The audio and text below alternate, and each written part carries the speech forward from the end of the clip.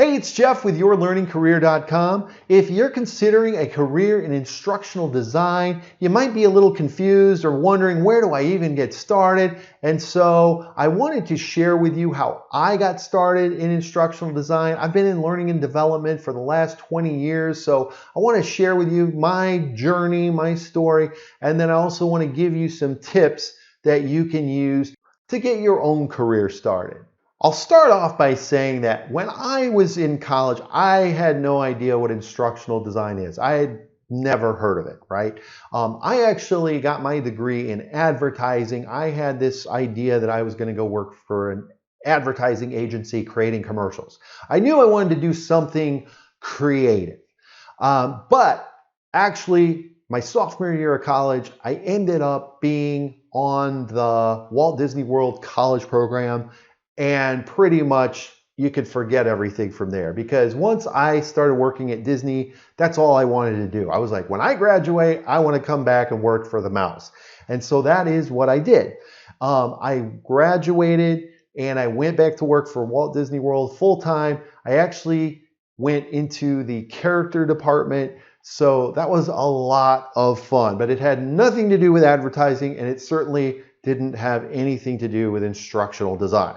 So how in the world did I get from there to becoming an instructional designer? Well, one of the things I started to get exposed to in the character department was training, because after about a year of working there, year and a half, I was asked to become a trainer. And so I got to train new people coming into the character department. And then as I worked at Disney World, so I worked in characters, I also worked at other places. I worked at one of the hotels, the Contemporary Resort. I worked for Disney Vacation Club. And so Disney Vacation Club was another place where I got to be a trainer. I was in member services and I got to train new people coming in to work there.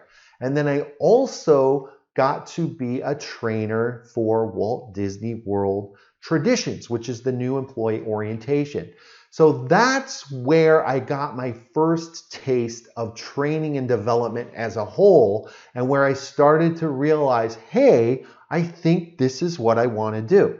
Now, while I was at Disney, I would do the training things separately. They were not my full-time job. They were things I did as part of my regular jobs, which was great. I loved it, but I soon realized that I wanted more. I really wanted this to be my full-time job.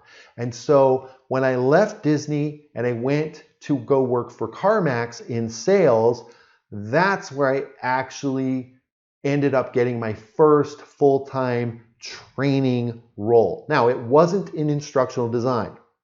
It was, I worked in sales for a while at CarMax, and then I applied for a regional training specialist position. That was my very first training role. Now, that role was just training facilitation. I taught sales training, I taught new employee orientation. I did that for CarMax, and that was a full-time training job. So I mention that because these are all stepping stones to me becoming full-time instructional design. Now, over the next probably 15 years, so from CarMax, my next job after that was actually a combo role where I was doing both training facilitation and I was also doing instructional design. So my very first job where I was doing instructional design as part of my job, I was not full-time instructional design, I was doing both. I was designing classes and then I would teach the classes that I designed. So I was doing everything. And I have to tell you, that was really good experience. The great thing about doing both is you really get to see your design in action. And what was really cool, and it was a smaller company that I did this at, and that's one piece of advice I would give you is, working for smaller companies can be a really great way to get this kind of experience, because Working for the smaller company really allowed me to really cut my teeth on all of these different things within training to figure out, what I really wanted to do. Which at the time I was enjoying both.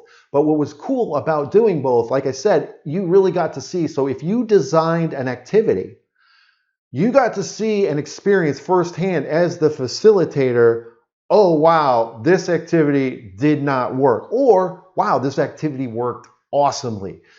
So that was really good. And so that's what my career was like for probably the next 15 years or so.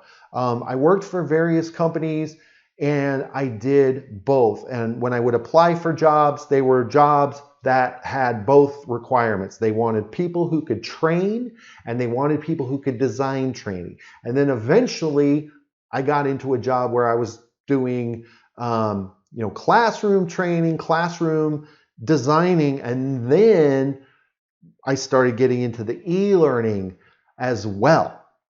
And more, I started to realize that I was finding myself enjoying the facilitation and training part less and less.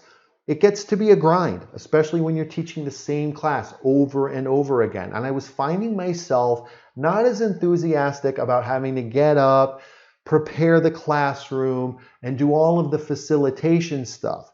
I really was more enjoying the instructional design, the e-learning, building that, working in the software, learning all of the software.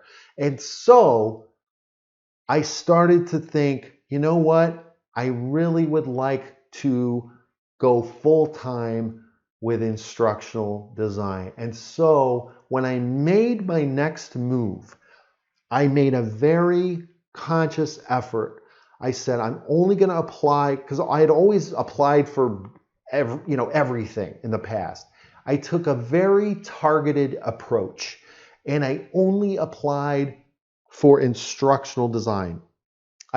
If it said training delivery, it said, if the job description said you have to teach XYZ class, I'd move it aside. I would say, nope, I'm not doing that. So by being very targeted, I ended up getting my dream job because I basically wrote down everything I wanted and I got it. I got a job where I'm doing full-time instructional design. I get to work from home and I really get to, focus on that aspect. Now, as far as you becoming an instructional designer, I always recommend starting, and I'll put some links to videos here because I talk about this in some of my other videos. And that is, I always recommend looking at where you work now and looking for opportunities. So if you, whatever you're doing, whether you're in a training role, you're not in a training role. Now I will tell you, I do find that if I've already been doing some kind of training, that's a huge advantage because you have that knowledge, you have that experience of how even if you're not designing training, if you've been delivering training or you train people one-on-one, you already have that experience of taking someone on that training journey. And I think that's really, really beneficial for an instructional designer to have. At least it's benefited me. But what I always tell people is, in your current situation, you want to look for opportunities to start creating things. You want to start building up that experience, because if someone's going to hire you as an instructional designer, they want to know what you can do. So you can build things on the job, but the other thing you can do, let's say maybe you don't have a lot of opportunity on the job to build things. That's okay. Build stuff outside. If you're going to build up a portfolio that you're going to use for instructional design and e-learning job interviews, you can do that outside of work. I mean, I think it's great. If you can build stuff for work, great. But you can make up projects and do things outside of work just to be able to show the things you can do. You can also do things for volunteer organizations. If there's an organization that you volunteer for, or for your kids, maybe look for or ask around, hey, do you need a job aid? Do you need e-learning? Do you need a video? Whatever. You could build these kinds of things. So those are some ways to get experience. And then the next step would be to start applying for jobs. And I tell people, you know, you don't necessarily go shooting for the moon. Like, I'm in a senior instructional designer position.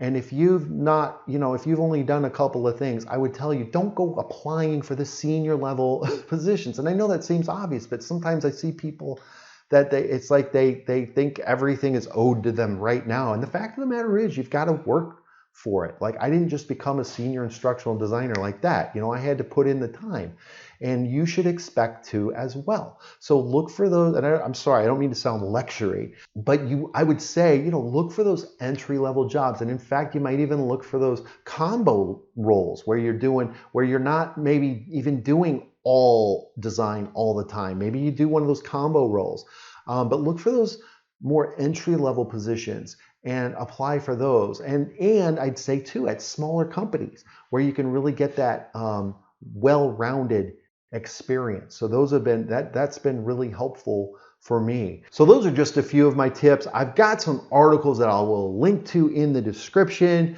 with more information on how to become an instructional designer. I've also got some videos here on the channel that will help you with building up your experience. So I'll link to those. If you found this helpful, please give a like, and I'd also love to hear from you in the comments. So let me know if there are other types of videos you'd like to see, and we'll see you next time.